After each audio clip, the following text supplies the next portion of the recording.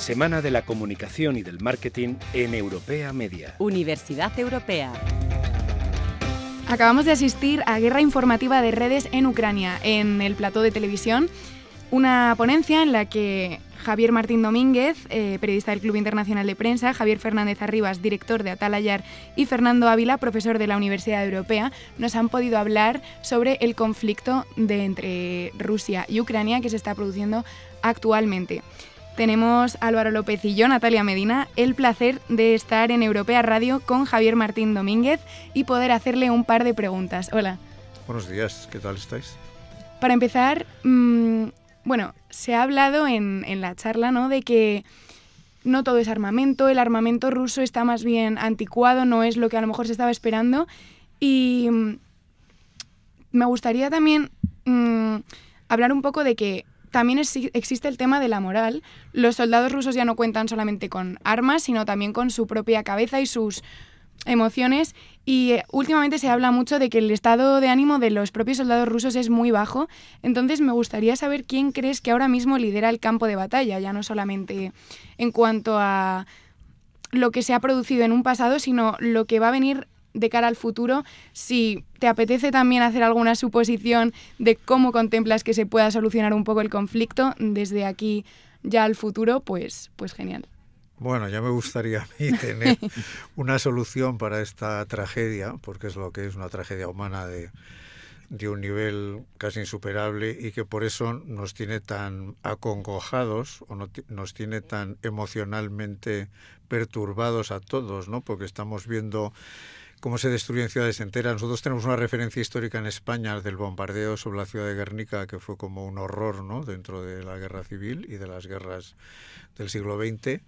Y ahora presenciamos casi un Guernica diario, ¿no?, sobre las ciudades ucranianas. Entonces eso nos conmociona y nos motiva también para posicionarnos en el campo de batalla, lo cual no nos permite ver muy bien cómo reaccionar desde ambos bandos, ¿no? Porque nosotros estamos, por ejemplo, bajo la égida emocional de un Zelensky que está demostrando con sus alocuciones y con el trabajo de sus tropas que resisten a un oso de dimensiones gigantescas, cuando parecía que iban a ser aniquilado él y los suyos en el plazo de una semana. Y al mismo tiempo estamos con él en la defensa de las libertades y la democracia de Occidente, frente a una Rusia que creíamos que se había hecho amigable, pero que en el fondo lo que quiere es recuperar no solo el territorio, sino su antigua forma de gobierno dictatorial de la época soviética. Nosotros estamos viéndolo desde ahí.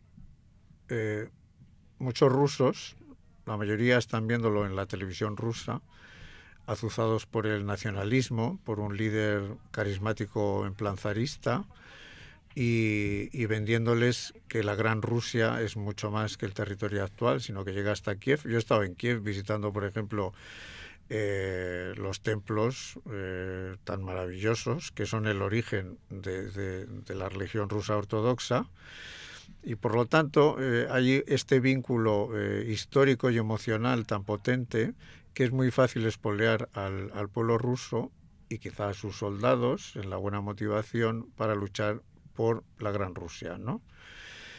En las guerras siempre hay, ¿no?, los dos bandos, y el trabajo emocional, que era de lo que preguntabas, ¿no?, sobre las tropas, es importantísimo. Nosotros lo estamos viendo ahora a nivel de las redes, que ellos las recibirán igual, ¿no?, las de una parte y de la otra, ¿no? Qué elementos emotivos o racionales, los dos trabajan, ¿no?, se utilizan para motivar a sus soldados. ¿Están desmotivados los soldados rusos? Probablemente. Lo dice la inteligencia norteamericana y británica. La inteligencia americana, que ha estado muy devaluada en los últimos años, ha acertado pleno hasta ahora en su percepción de que iba a haber una invasión, de que la concentración de tropas en las fronteras y en Bielorrusia no era baladí, y cuándo se iba a producir y cómo. Ahora incluso nos amenazan de si va a haber a lo mejor una utilización de algún tipo de gas o de armas químicas, etcétera. Bueno, es parte también de la guerra psicológica entre los dos bandos. Y estamos viendo una guerra muy compleja porque están trabajando en el campo de batalla y en y en los altos estados mayores, tanto militares como políticos, con una nueva dimensión, que es la del mundo digital, como en el resto de cosas, ¿no? Como vuestro trabajo, ¿no? Aquí en la radio y en cualquier otro medio. Pero ahora es utilizar información digital de satélite, de drones, de misiles teledirigidos, etcétera, y también de redes encriptadas para que el enemigo te oiga o no te oiga. Se dice que a los rusos, los pobres, están con unos walkie-talkies. Yo no me lo llevo a creer, ¿no? Pero puede haber fallos de uso de tecnología que permitan una ventaja al enemigo, o puede haber nuevo armamento, como eso. Se ha empezado a utilizar drones. Vimos un caso, por ejemplo, sobre Irán, ¿no? De cómo mataron a uno de los altos mandos militares iraní con un dron. Y probablemente ahora que vemos todas estas líneas de tanques rusos llegando a una ciudad, pues a lo mejor te las aniquilas con 10 drones bien dirigidos, ¿no? Es decir, es una guerra nueva, pero no solo en el campo tecnológico, sino en el campo de cómo utilizar las emociones para quebrar la moral del enemigo.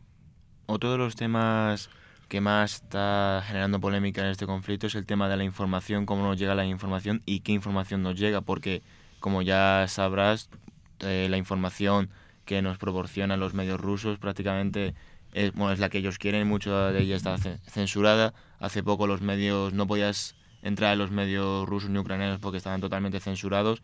¿Cómo crees usted que va a ir evolucionando el tema de la censura? Si crees que como a medida que vaya avanzando el conflicto va a ser más estricta todavía la censura de la información, o crees que se va a ir poco a poco suavizando el tema de esta censura de la información? Y si usted, en todos estos años que lleva ligado al mundo de la información, ha tenido que alguna información que haya tenido no haya podido sacarla a la luz por algún tema parecido a este.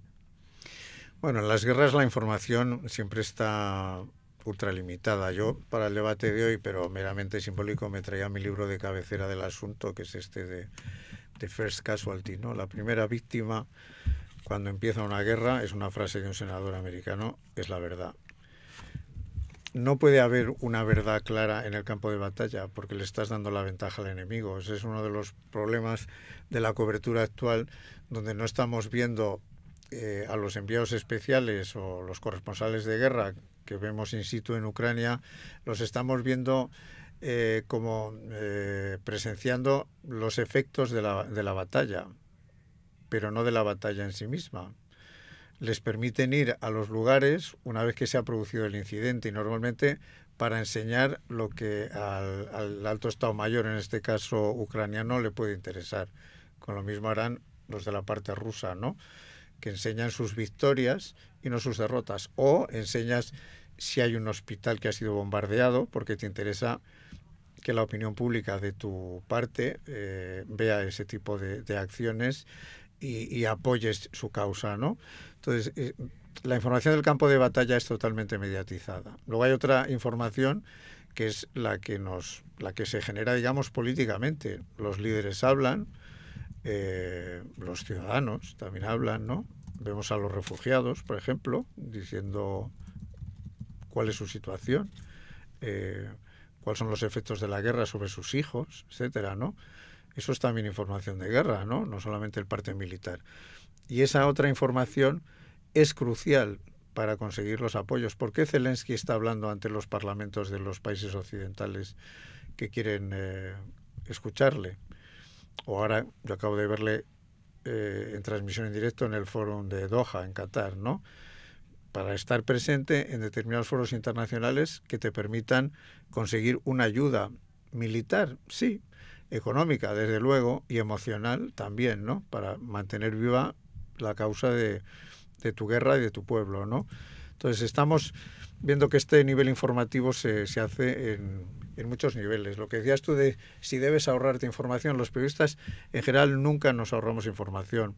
Sí debemos medirla cuando está en peligro la vida de una persona, ¿no? Y si tú vas a causar la muerte de unos cuantos soldados por informar del sitio donde estás destacado, pues realmente sería para pensártelo dos veces, ¿no?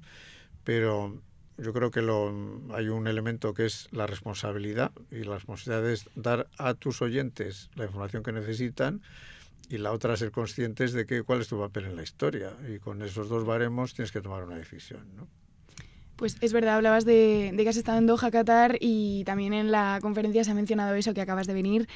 Pues muchísimas gracias por estar aquí hoy, por haber venido Encantado. Desde donde sea y habernos concedido el placer de hablar contigo aquí en Europea Radio y en el plató, de explicarnos también tu punto de vista y la realidad sobre este conflicto.